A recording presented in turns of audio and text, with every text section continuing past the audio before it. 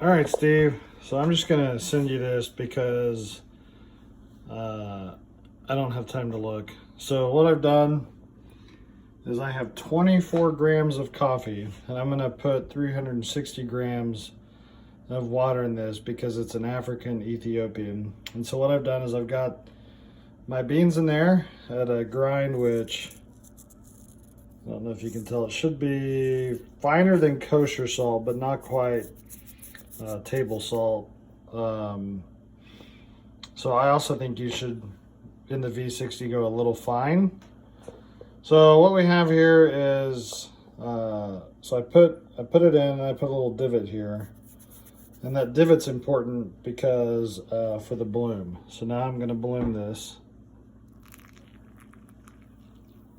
See, I'm just gonna fill up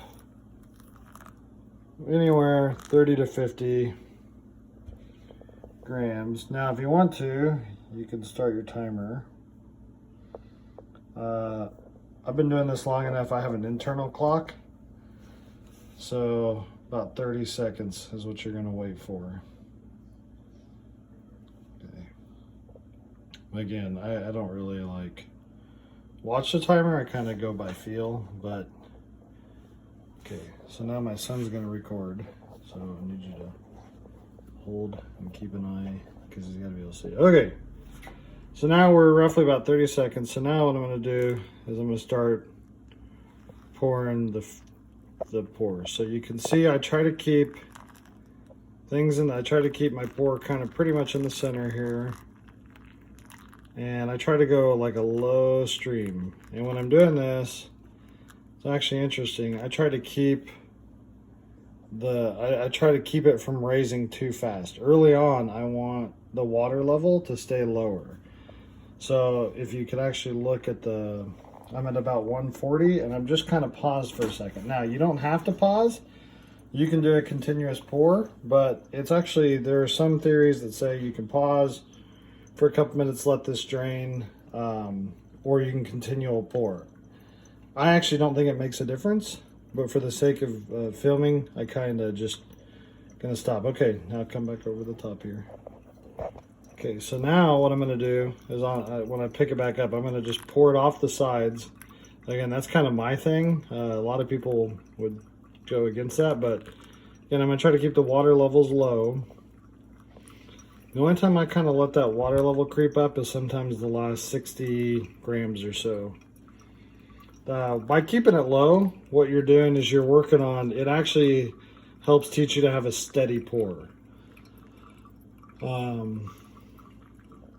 Because the danger is that you pour too quick.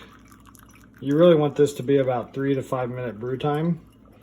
So if you're finishing quicker than that, it's probably a grind setting issue or your pour. And so again, we're towards kind of the last 20 grams here, so it's creeping up, and here at about the last 15 to 20 grams, I just pour in the middle because I don't think it matters at that point. Now, I'm going to cap it, and the reason why I'm capping it is to keep the heat in. Heat is a big part of this process, and so you want your brew temperatures to stay up. So ideally, you would brew this at 211, but usually you're going to lose 10 or 15 degrees in the process.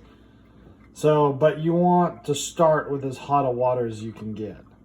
And so the cap here just allows me to keep the temperature. So it keeps from evaporating too much, which prevents,